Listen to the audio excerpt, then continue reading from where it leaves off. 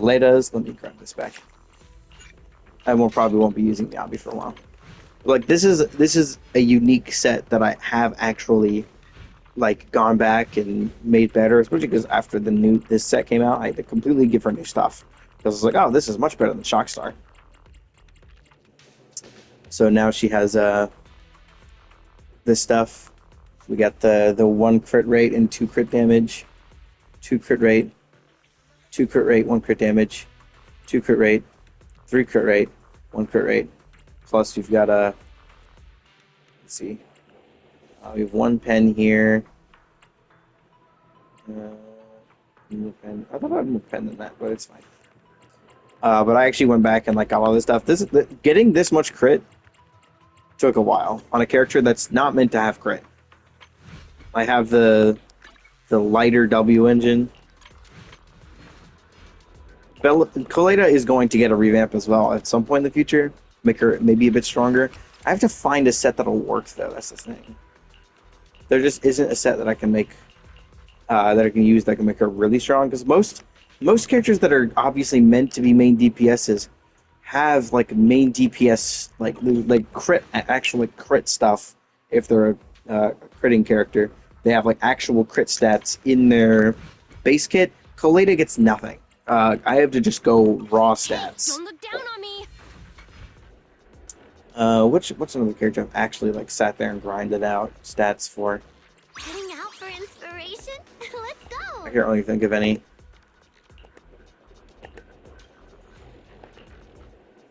It may seem that way for Shengwang as how higher crit damage is, but stacking crit is probably the easiest stat to stack because there's crit there's crit sets. Her main thing is crit. All of this is crit. Her actual effect is crit. This thing gives more crit. This thing gives more crit. Getting crit on her is incredible. Any attack character is now like really easy to give crit to.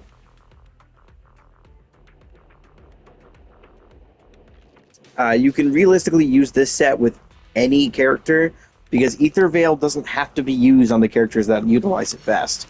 You can put Ether Veil on whoever the fuck you want. I'm also never maxing out this W engine. I'm keeping her at 2,999 attack. It's staying there. What other character is a character I'm actually like? I tried decently hard to get stats for this dude.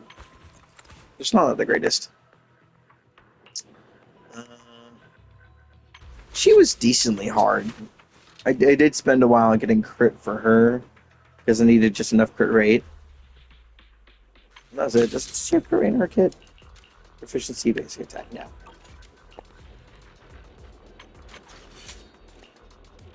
Most of these characters, or a lot of these characters were built after the fact.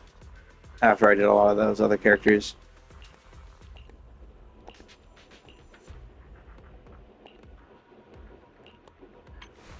They're still not built.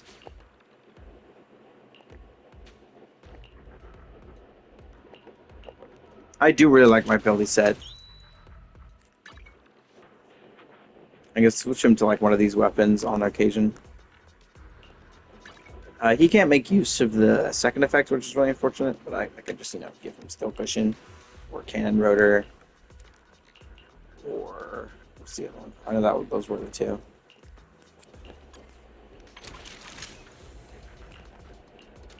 Yeah, crit rate.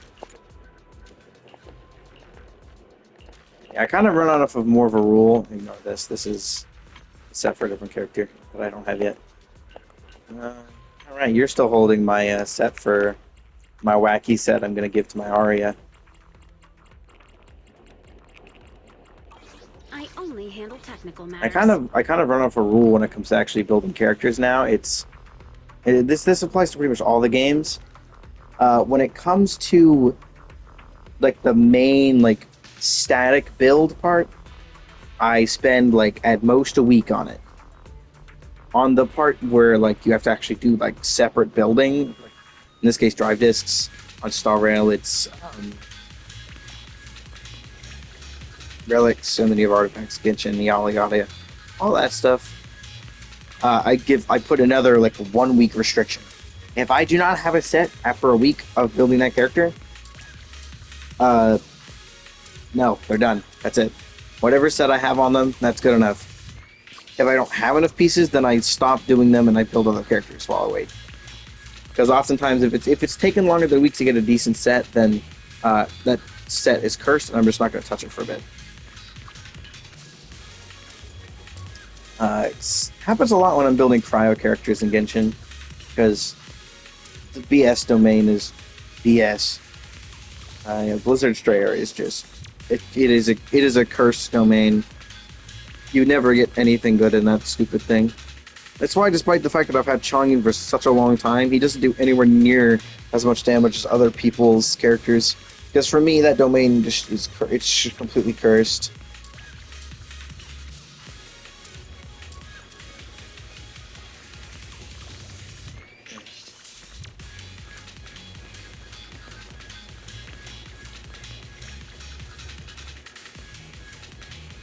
Yeah, if I try and if I do anything longer than that, it's overbuilding, and I just don't feel like doing that in this game anymore. The end game is such a slog. It's just I don't understand what people's obsession with end game content is. It's like so I've said that in some spaces before, and then people are like, "Oh, then what do you do with the game?" And I'm like, "I what do you mean? What do I do? I play the rest of the game." The end game content is what people seem to focus on, but it's like 2% of the game at most. What do? I slowly go through the game's content over the course of the entire patch. And if I ever just run out of things I want to do, I just sit there and patiently wait for the next patch. That's literally it. That's what you do with these games. That's how it works. That's what you're supposed to do. It's the same with people complaining that Arknights didn't have endgame when it released. I was like, bro, the game just came out. What do you need? Just go to the factory. Go optimize something. The fuck do you want? You go finish exploring.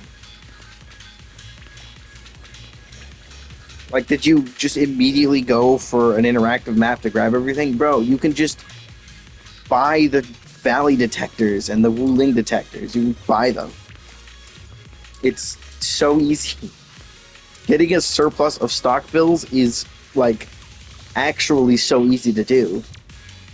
Like, if you literally spend 10 seconds actually thinking about the factory system, it's super easy.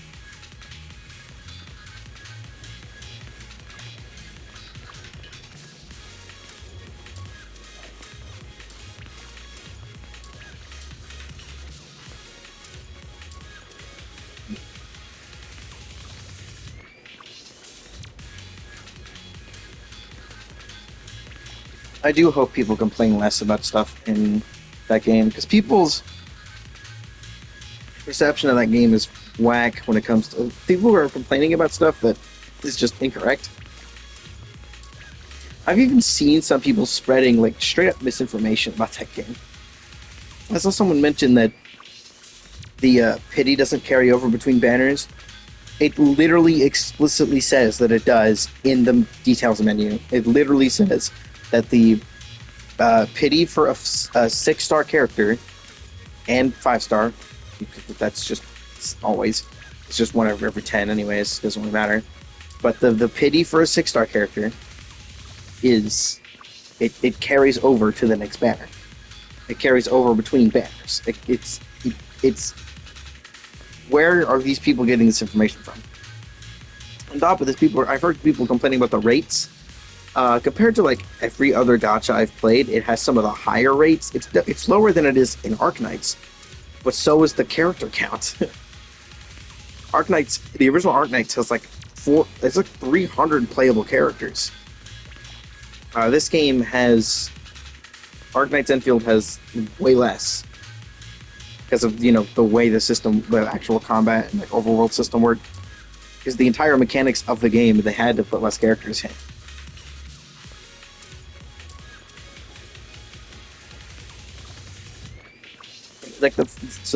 Because of that, they also decreased what the rates were, but they're still higher than like this game's. It is like double the rates. Not to mention the fact that it's actually got a system better than a 50-50 system. It's just you're not going to have those insane two character pulls in a row where the second one is, or the second one is going to be the character you want. Instead, it's just that on average you're going to get the character more quickly because instead of 100 or sorry, it's 100, he does 160. Instead of 160, it's 120. You take off a full 40. It's literally 25% faster. I mean, if you want any example for how good, despite the fact that I haven't actually been getting like insane pulls, I have every character in the game except Gilberta. I have every single character in the game besides Gilberta. The only free character I've got, the only one, was Ember. Ember was the only character I got for free. You may say Ardelia, but I don't even count her because I have her P1. Because she was my first pull on the reduced cost banner, or whatever it's, I don't know what it's called, New Horizons banner. I got Ardelia even though you already get a free Ardelia. So like, it doesn't even count. Literally the only character I got for free was Ember. And I already have Yvonne, because I lost to her as my second 5-star pull, second 6-star pull. And then I got Lavatan with the guaranteed in 120. Wasn't that hard to reset either. The better part is that I should explain that I have not finished exploring that game. I still have like, I've done like at most like 55% of the actual like grabbing of chests and Orlean and stuff in that game. I have not touched any of the narrative events or the camera event. I have not spent a single dime on that game either. Only thing I've bought, or the only thing I've technically purchased in that game so far, is the second tier pass that I paid for that with the ore geometry that I got naturally. I bought it with ore geometry because it gives you enough ore geometry back to buy it again. So I'm just gonna constantly do it. And I mostly just did that because I wanted Umbral Torch and the extra materials. Oof. Building 3 characters. Building 3 teams at once was not a good idea. 3 completely non-overlapping teams. They all 3 of those teams use unique characters. Avi went out Arklight for like a Shahi, Lavatan, Akikuri, Fluorite, Ardelia, and then it's Administrator, Arknights, Ember, Li Fong. I still love that the last team is all 6 stars. That's funny. But yeah, the game's rates are absolutely incredible. On average, you're probably going to reach, not even hit max pity because of how the pity system works. Once you hit the 65th pull, every pull after that increases it by some percentage. I forget what it is. Let me actually do the math real quick. So it's 99.2% and has to be divided by 15 pulls. It's like 6.6% increase in rate for every single pull afterwards. So on the third pull, on the 67th pull, your rates are already higher than that of getting a 5-star. And it's on like the 79th pull that your chances of getting a 5-star are already higher than that. Or sorry, your chance of getting a 6-star is higher than that getting a 4-star. So the chance of you actually hitting max pity is next to none. That's also why I recommend once you've done like 10 pulls on any given pity set, you just start doing singles because you might just end up wasting pulls on that banner. You can't really waste pulls because of the pity system, because the pity carries over, but I don't want to get a copy of a character on accident. I have done that sometimes because I wasn't paying attention. I have C1 Nervalet. I don't even remember what his C1 does, but I have it. I only remember that I have it because I get the like random like 3 circle thing showing. I don't even remember what those do. I think it like increases the damage from charge attack. I don't remember. What was I ever talking about? All right, endgame.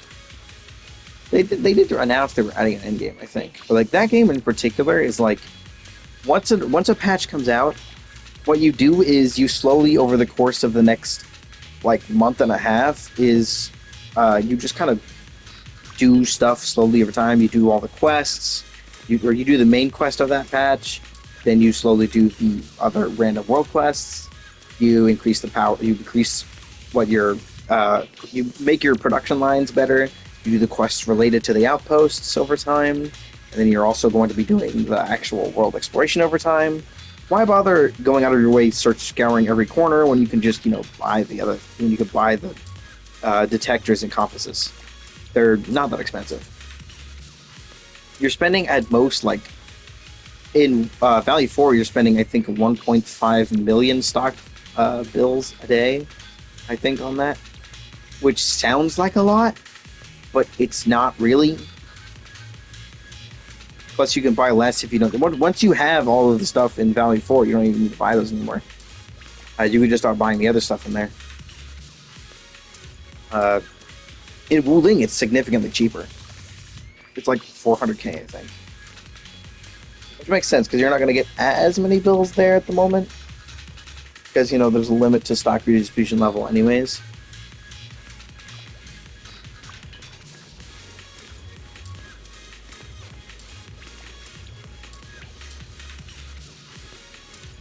I do like how you can actually hear her stepping. At least I can.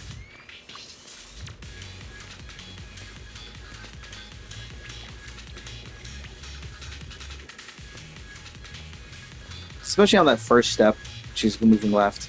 Well, moving relatively left. It's this step here. That one's the loudest of all of them. It's the easiest one to hear. Anyways. But yeah, there's no really any need for endgame, that game in particular. Not to mention that overworld enemies are actually fairly difficult at max level anyways. Or, well, I haven't actually hit max character level yet, so I wouldn't actually know what's relative to that. But, well, it's also different because they did decrease the level of enemies recently. I mostly just ignored enemies. I've been walking past them for a while now. Yeah, I don't feel like I'm gonna have to do. I'm only gonna be doing endgame just so I can get the bit of the. What's it called? It's not a rundum. It's something different. I don't remember. I'm gonna get some of the full material from it. That's pretty much it. I'm just gonna get a little bit of full material and then just ignore it for the rest of the patch. Endgame doesn't matter. I'm gonna be so for real. It doesn't. When there's the rest of the game to play, it's inconsequential. Not to mention that the actual amount of material you get from it is usually borderline non-existent.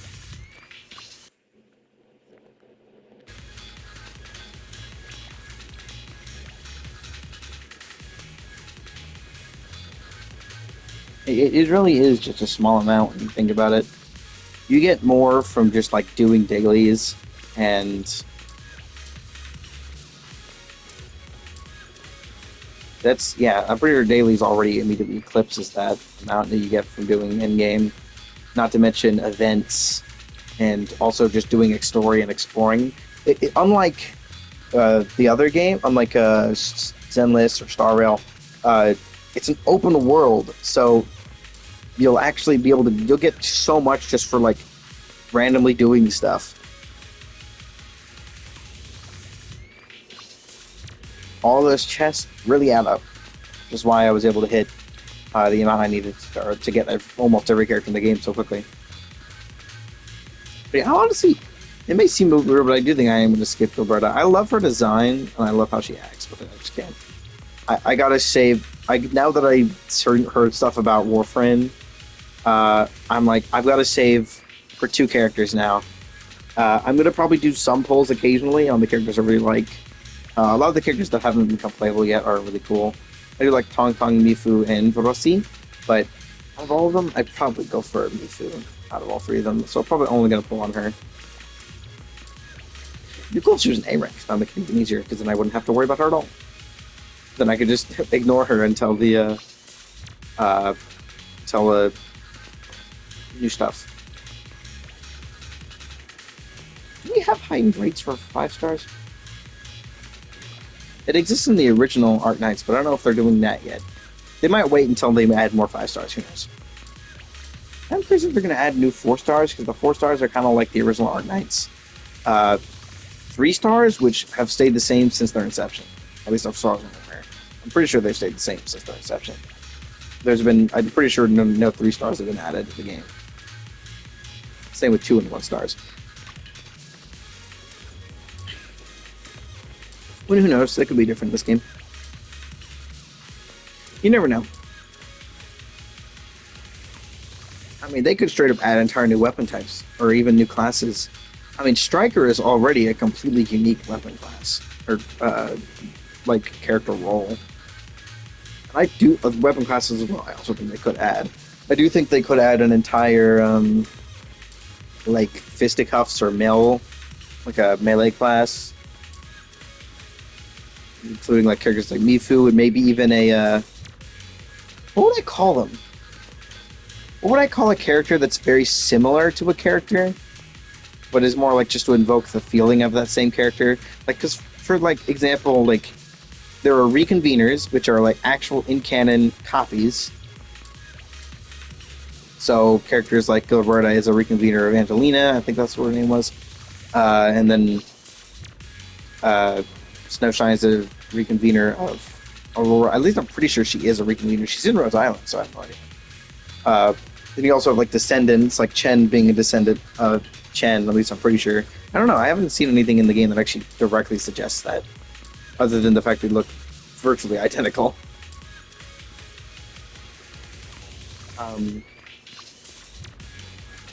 What would I call a character that looks like another character but isn't either of those things? Like, what if they release a character that's extremely similar to like Mountain, but isn't a reconvener and isn't a descendant? I don't know. I'm looking for either a Warfriend or like some character that gives me Fang vibes.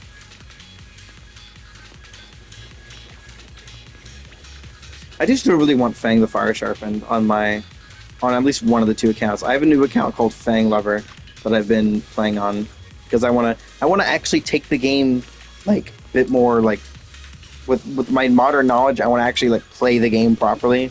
But my other account is like 6 years old at this point. It's my account, I'm pretty sure, was made around the time our next global servers dropped. What was it, the global server?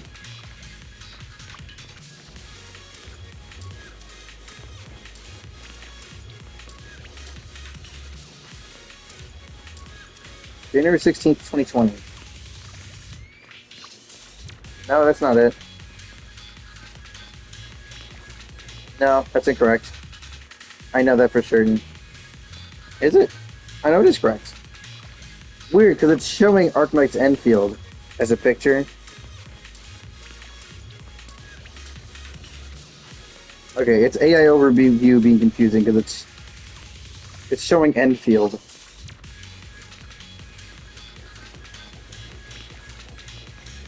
Yeah, January 16th, 2020.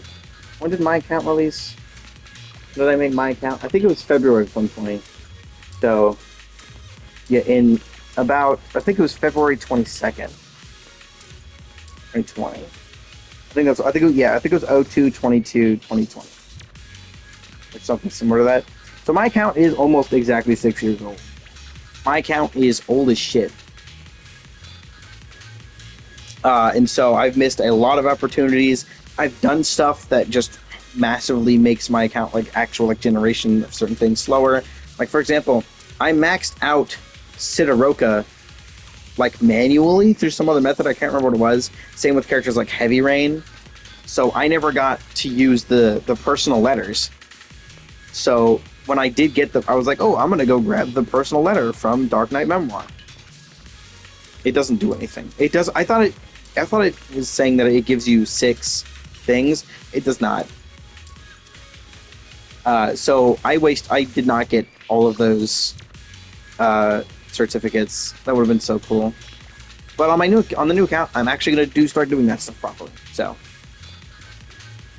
yeah, that account's already shaping up really, really good. If I open it up really quickly, that account is moving.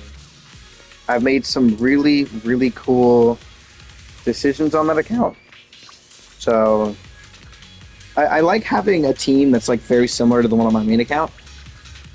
Like I have a particular like style of team setup that just works for me, Arknights. and I found characters that fit the roles that I didn't have the same characters for. A few characters on the squad are the same, but most of them are different. Fang is the same. Armia is the same. Frostleaf's on there, but that she's gonna get swapped for Sidoroka eventually. I'm doing all the events and stuff in order of when they came out because I just want to experience it. What it would have been like had I had a conscious brain when the game came out, instead of being still stuck at my grandparents' house because that was the pandemic. But Bagpipe replaced Vinya, Neural replaced Quora, Fire Whistle replaced Horn, Mountain replaced Irene, Frostleaf is replacing Sidoroka at the moment, but she's just going to get replaced back in because I get her for free. Blue Poison replaced. At the moment, Blue Poison is replacing Grey Throat as my DPS, but once I get access to Neurotoxin, she's going to replace Meteor instead. It's going to be more Meteor's role. Pinecone is replacing at the moment Meteor because she's just lower level, but she'll be in the spot of Grey Throat eventually. Again, like I said, Mia is the same. Ifrit is currently in my kind of like wild card slot. In my other account, I have Gaviel there. Sora is replacing Scotty, the Corrupted Heart, and then Ceylon, I'm not actually sure, is replacing Nightingale. Because I got all these characters through different things. Bagpipe I got for free. I got Bagpipe for free. I got Mia for free, obviously, and I got Sora for free. Fire Whistle I bought with certificates. Neural I just got as one of my early 5 stars. Mountain I got as my first 6 star. Frostleaf and Pinecone are just 4 stars.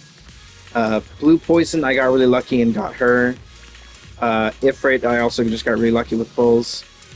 And then Ceylon I got because Sora I got from another like free grab thing. And then Ceylon I got from doing one of the quests. Was the second event, the second intermezzo. I got a few other characters on this, so like characters I might use. Priminix is one of the characters I chose for free. Not really as big on using her though. I do have character Black Knight. I think she mostly is on this account right now. Black Knight looks cool. Tactician is an interesting subclass for Vanguard.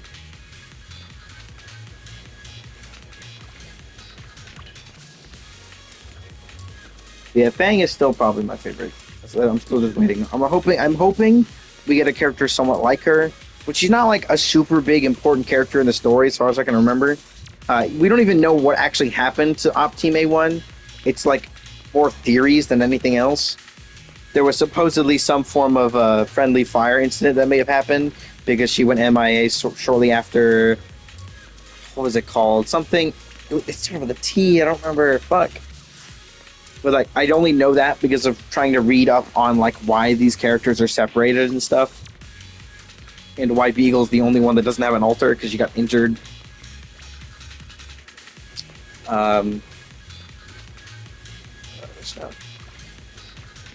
I'm mostly just rambling at this point.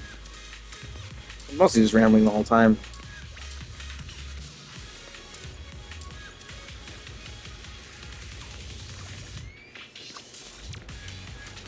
Well, back on the topic of like these games and like Endgame to me always feels like it feels like anytime the games start focusing more on the endgame content, they just slowly degrade. Not just because of the endgame itself just being kind of like overworked on, it becomes like, oh, hi. Oh, it stopped her. But because it like just, not just because it just becomes damn near impossible to do. I can no longer I used to be able to clear uh, uh, shield defense pretty consistently. Can't do it anymore though, which sucks. But like the main issue was like was very noticeable in Star Rail because it had the worst case of power creep. No, I want the other one. I wish you could choose which song played, but you can't. But yeah, in Star Rail, the health of enemies got so big, and even outside of the actual like end game modes, that I legit couldn't complete the story a lot of the time. The first time it actually happened was with Aventurine, but that was mostly just because my account I didn't want to like build characters super hard at the time. It's just again it's boring. But that like with that fight was the first time I was like, damn, I'm gonna start building up my characters more. And then by the time I was like around 2.4 rolled around, I had Firefly and I was building her really heavily, as well as a bunch of other characters. I was actually doing them more properly. And then I was building characters really well, and then along came Amphorius, and I was like, dang, I haven't had any trouble with any bosses for a while. Amphorius just turned that completely on its head. The first boss was just immediately, oh, I can't beat this in one try. It took me multiple tries with the Herda to beat the first boss. I can't remember its name. It was Strife Titan, but I don't remember its name. But I couldn't beat it. And then we had Pollux. Pollux wasn't this hard. Was Pollux the second one?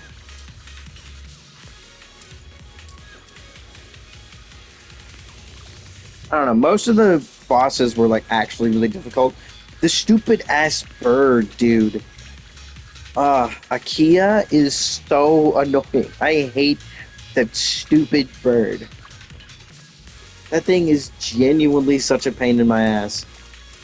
I have tried to like understand the reasoning behind some of the stuff because like it also has some weird shit with like if you only have a single character on the team, it does its damage seems to be spread. So if you have a character that's just like one character, the damage is like insanely high and seems to bypass certain damage reductions. So like if you have Finon, like they have him in the story just completely destroy it, but they had to use like weird cutscene stuff to make it work. Because when you actually try to use Finon against it, it tends to just straight up one-shot him out of his ult state. Like, for no reason. He has like 20,000 HP, but he can still get one shot out of the state. Because for some reason, even like in his counter state, where he takes like no damage, it'll do like one tiny hit, but then he'll take a giant chunk of damage, and I think it's a glitch. I haven't tried in a while, so I have no idea, but mostly because I basically dropped Finon entirely once the Saber came out. So I still use Finon on occasion, but I just Saber and Firefly are the only two characters I actually like try and build. Once I got Saber, though, problems became a lot less like existent. It was nice. The one boss that requires you to have shields was pretty hard at first, but once I got Don Hung, because it was given for free, the problem basically disappeared entirely. Yeah, I no longer have issues with most of the bosses. None of the bosses that come out since then, at least none of the ones I fought, have been too bad. Iron Tomb is interesting. Iron Tomb's not hard. Like when I saw that Iron Tomb had a special lose condition, I still haven't gotten to that point in the story, but I have fought Iron Tomb because I needed items for Dahlia. But Iron Tomb was like, I saw that Iron Tomb had a special like a death thing where like you have to not hit a certain number on the side of the screen, which means it was less just about stats and more about like actual like management, like numbers management. I was like, oh, that's pretty interesting. That might be difficult. It wasn't that difficult, but it was difficult enough to where you can't reasonably auto battle it. You cannot reasonably auto battle Iron Tomb because the auto battle is really stupid. Auto battle it's predictable, but it does tend to do things wrong. It's really bad with skill point conservation. It's really bad with not using ults immediately after getting them. It's with ults. It's specifically it doesn't like using it likes just immediately using any type of ult for pretty much any type of ult except for healing ults, where it tries to not use them unless the healing ult is largely also damage. But it will tend to like but the problem is like if it's like an abundance ult like Gallagher's, which is preemptive rather than react. It's proactive rather than reactive. You tend to just get screwed. It's because it just won't use it. On top of that, there are some weird targeting quirks with like who it wants to target with its ability, with abilities. It's weird. That, and if it's anything like order of actions based. For example, what's it called? Sweet Dreams, I think is what it was called, if I remember correctly. That thing where it can like instantly kill you. That one is one where it actually has like, yeah, like it doesn't know how to deal with that boss in particular when it comes to like the thing where it's like, oh, but if it's like, oh, the next two actions will get affected by whatever the effect is, which causes them to basically just like instant die, but like temporarily. It doesn't really know how to deal with that because when it has ults, it just does them left to right. If I remember correctly, in most cases, I think there are some special cases though. Like auto battle's not smart. But against Iron Tomb specifically, normally you can make like really good auto battle teams. Firefly is a great example if you have E1 on Firefly or just any character with good skill point generation. The Dolly is actually really good skill point generation nowadays. As a good option if you don't already have E1 like I do. But yeah, E1 Firefly it is a great one, but you do not want to do that type of stuff with Iron Tomb because it does not know how to deal with the stuff correctly. Because like you have to wait for the anger or whatever it was called, I can't remember, to reach the amount that the special mechanic removes, so that you're getting the most efficiency possible out of it. It's very like important that you do it in that order. You also don't want to wait too long after getting access to it because you might just end up wasting the energy, like action point energy for it, or however it works. I don't remember how that stuff works. Actually, I don't think I ever was actually told like how that works. How much do you get for like each action? And is there like a specific like number for it? I've never actually looked at them that. Interesting. What was I originally talking about? All right, the bosses. Yeah, I haven't actually had any problem with them super recently, but I think that's mostly just attributed to the fact that I actually have a decently strong set of two characters. My Firefly that I try really hard to make sure I get everybody that I can that can do like insane stuff with her. My Saber pretty much already had all of her characters that she needed anyways. Only character that ended up changing was, I think, Bailu was in the last slot originally, and then I swapped her out for... I think I swapped her out for Japar temporarily, but then I got Dan Heng from Etsutere. Firefly is the only character like I'm actively looking. Oh, is this a character that's good for Firefly? Yes, I'm getting that character then. And it's ended up being a really good investment because now my Firefly team is really good. She hit big damage.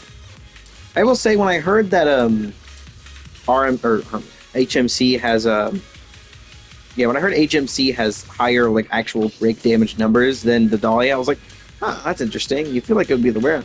The difference is that HMC only activates when the enemy is broken already. Meanwhile, the Dahlia's is as long as you're dealing break damage, which means more often than not, you're killing it before it can lose all the stuff anyways. Plus, enemies often are so fast nowadays, especially with someone like Hule. Dear God, that thing is annoying. Just because of how fast it is. So even if you break it, it just immediately comes back out of break. But like you can just constantly continue breaking it. It's much easier to do it while trying to break them than to do it after they're broken. Because enemies tend to spend more time broken, or tend to spend more time out of weakness break than in it. So it is just better overall. Not to mention that she gives more consistent fire weakness. Yes, Firefly applies fire weakness, but her enhanced skill can only apply it to the enemy in the middle, not the two enemies to the side. She does still deal weakness, like toughness, to them.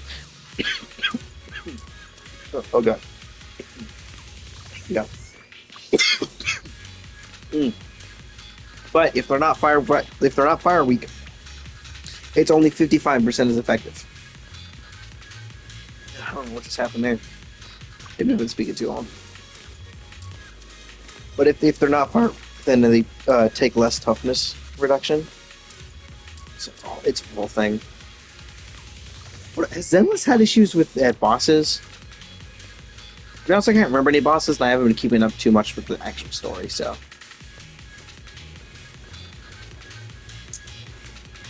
Enemies have actually gotten higher H and HP though, but I think it has mostly stayed in Shield defense, which is nice. So I only notice it when I'm in Shield defense, and I'm like, or like Hollow Zero, when I'm like, God damn, this HP is insane. This enemy is taking like 7 million damage and hasn't died yet. What the heck? Like I hit every time I get into Shield defense 3, it's like, oh. I just hit them with the Mega Strong attack. Oh, these normal enemies haven't died. Like, the fact that my Alice can't instant one-shot the, like, trash mobs is insane. Considering Assault was, like, the trash mob destroyer for a long time. Which is why I used Piper for so long, and why I was immediately on that, anomaly pack. That shit is broken. But nowadays, it doesn't feel like it hits as hard. Because relatively, it doesn't. But like bosses, surprisingly, haven't been that big of an issue, which is usually the biggest issue. Genshin has a lot of the recent, like, final bosses have actually had like insane HP amounts. Not to mention, they often put they will actually occasionally put enemies with like unique effects. But oftentimes those unique effects, they still make them like way too overpowered, and usually like not as exploitable as a boss's unique effect should be. Like, for example, my least favorite boss in the game, I still think to this day, I can't think of many off the top of my head that are worse. The Tenebris Papilla. That thing is a sin against humanity. That thing, the way it works is you have to hit, and you have to have enough individual hits of elemental damage to break its shield. Individual hit numbers is not a thing you usually try to think of. And then you have to not only break through their shield, but then also do enough damage to them afterwards, because while they're in the shield, it's not even reduced damage. It's literally immune to damage until you break that stupid shield. And if you don't break the shield within a certain time frame, you just die. It like one-shots you. It's ridiculous.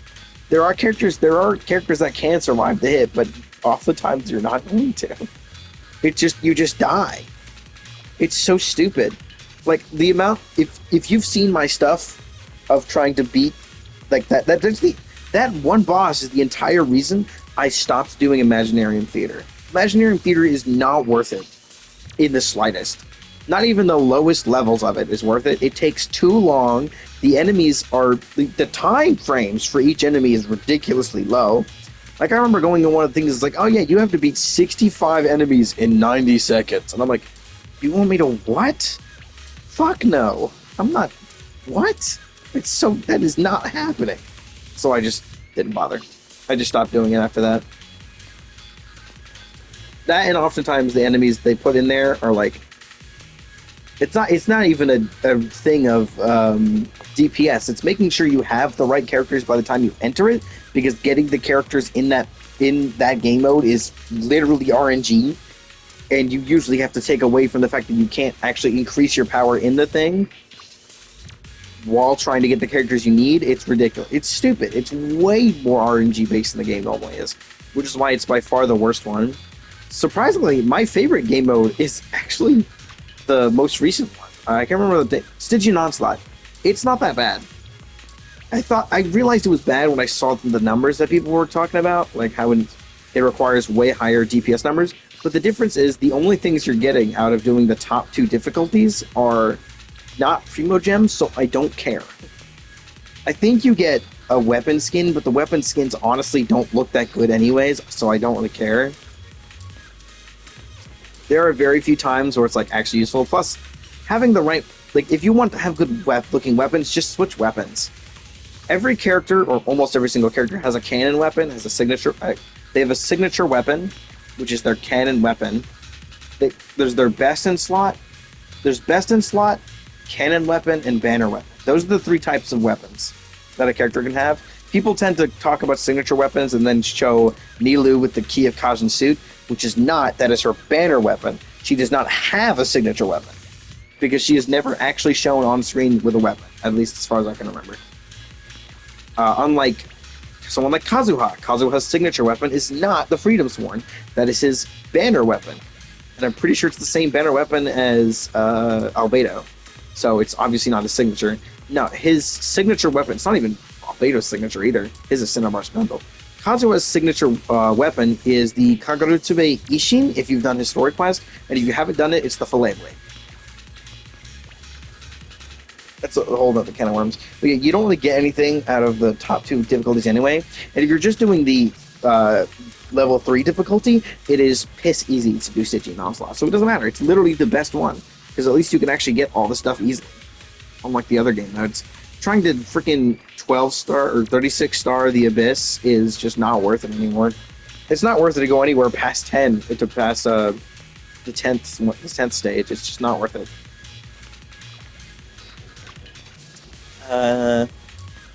Wuwa, I don't know anything about Wuwa's endgame. The game never hooked me enough to get to that point, so to get to the point of actually wanting to try and start doing endgame. I usually take a while before I do endgame stuff in a game. You know, I like try to get used to it, the game overall, and then I try to go do endgame stuff much later. And then if I see if I actually like the endgame in that one. So I don't know about that one. That's pretty much all the games I can play, so. Generally speaking, the endgame is just not worth it in most of them. Genshin is the closest to getting, like, decent, but the problem is that it's, but again, with their actual bosses, I talked about Tenebris Papilla, but if we're talking story bosses, the two most recent, like, proper story bosses are not it. And I'm not talking about Red River, he doesn't count because he's a one-time boss. It's like Raiden, you only fight her once. Well, technically you fight her twice, but the first time you don't even do the full fight the first time. It's mostly just a tease to show just how far out of your reach she is. But like the big dragon thing, the Abyss taking the form of the Dragon King, and Dottore, the two most recent like proper story boss fights. Those two fights are insane. They're not necessarily hard, but they are a pain in the ass because it takes like 20 minutes to kill them because they have so much HP. Like I haven't done the test with Dottore yet, but when the Dragon King came out, I went back into the fight on my own, and then I just kind of sat there with Neuvillette, just like sitting there holding the charge attack out, and looking at his health bar, and I was like, damn, it is not moving. The health on this thing is way too high. That thing doesn't even have like special effects. It's literally just has a shit ton of HP, does the stupid the ground now deals damage to you stuff that Senora did, which is why I hate her fight. And then it like destroys the arena. It has that like thing where you have to hit the 3 pillars with elemental damage. I still don't even know how that mechanic works. Sometimes they'll also make mechanics really complex for bosses. For example, I still don't fully understand. It took me I have a better understanding now, but it took me forever to get any level of understanding on the Shuki no Kami fight. That thing made absolutely no sense to me at the time because all of the tutorials were on the top of the screen that just kind of appeared and then disappeared after a little bit. And I was like, I'm fighting a fucking Eva. I'm fighting a full-size Eva unit. I do not have time to read the top of the screen. I'm too busy just fighting the toes on this motherfucker. But I really should have, because that was the one fight where it's like, oh, you cannot learn this by just existing. I still don't really know how the like things that show up halfway through the fight work. The like little tiny things that show up on the near the floor that you have to attack. I still don't know how they work. I think you have to hit them with specific elements, I think. But I don't always have those elements on me, so I was just like... I think I was using Electro at the time, so I don't think it works. I was maining Fischl at the time. Zenless's bosses, Yeishu Yuan is not hard. He has a decent chunk of health, but he's no problem at all, really. Killing the little crocodile thing is nice that you can like do that. If you focus on that, you can more easily just take him out. But if you just out damage him to hell and you just pay attention to where when he's attacking, it's a nice and easy fight, and I do like that. Oh, the newest boss that I saw in the Matrix mode. Fuck that thing. I do not understand. I was in the freaking I was in Hollow Zero. I was doing the Lost Void. I was like, it's time to do Lost Void. I wonder what this new thing is. Let's just do it. And then halfway through, they hit me with this entire new mechanic, and I'm like, bro, this is the don't think, just fight mode. Why do you want me to think for? That is literally what this mode has been since the beginning. Hollow Zero is the press button and just fight for like 20 minutes at a time. It's the fact that they decided to add this whole new mechanic to it. I'm never doing Operational Matrix except for when I want all of the like achievements and stuff for it. No, I don't like that. I still don't know how it works, because it's really complex. I'm not going to bother with it.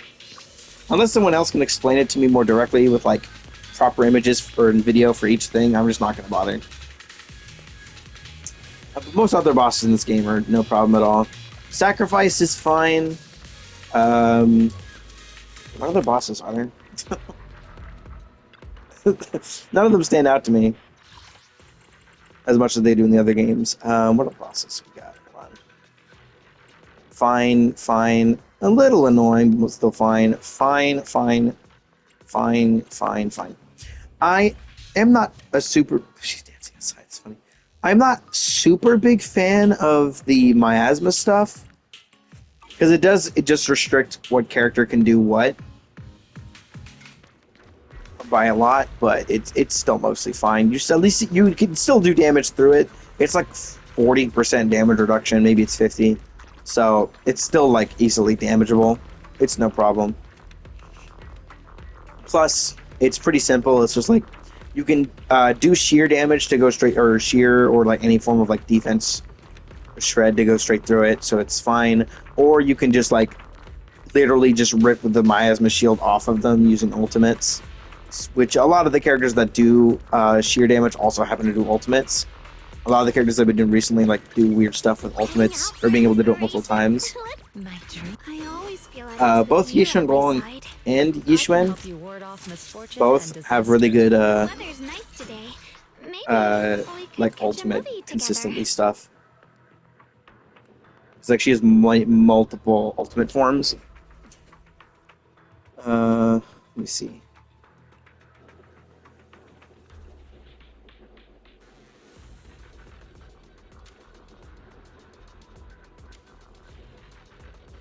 That's different. Is it? Wait, is it not part of this menu? Is it part of this?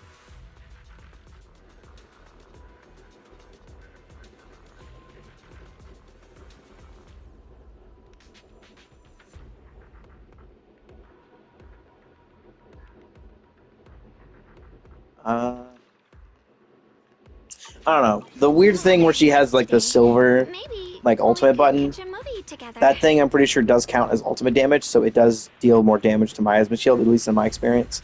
Will you stop doing that, please? I want to face this direction. I want to face this direction. No, stop. Thank you. Other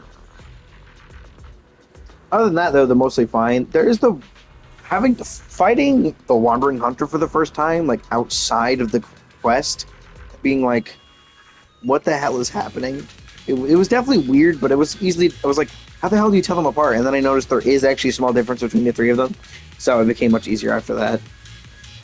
I feel like I don't remember seeing any difference when I fought it for the first time. I gotta go find my footage of that because I usually record my first time fighting bosses if it's outside of story quests, which it usually is because I'm usually building characters at that point. But I'm not entirely sure. Did I see a difference? Was there a difference? I might have just missed it. It might have been just because I hadn't done the story yet. I have no idea.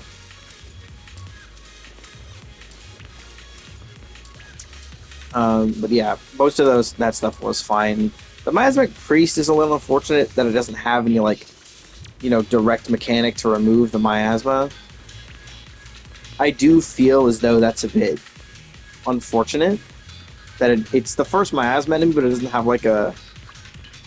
At least as far as I can remember, it doesn't have any actual miasma removing effects. It might be because it does have a shit ton of golden flash attacks. Maybe it's defensive assist. I just don't remember. I don't know.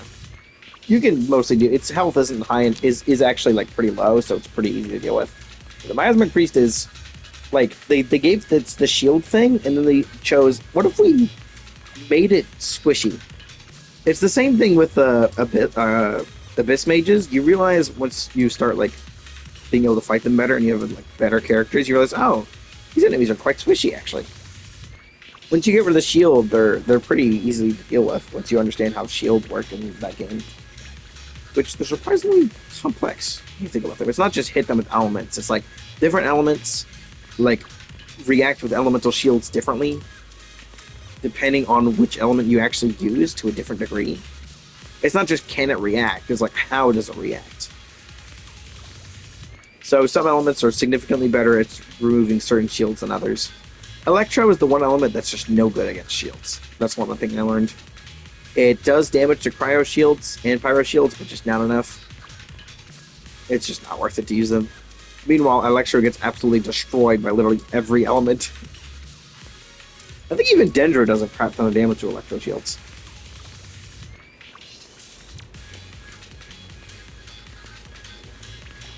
I think I've run out of things to learn. I think that a train of thought has finally reached a dead end. Oh, I gotta go check my stocks on Enfield now. That is one thing I should do. Alright. Alright, I still need to do this whole thing. Eh.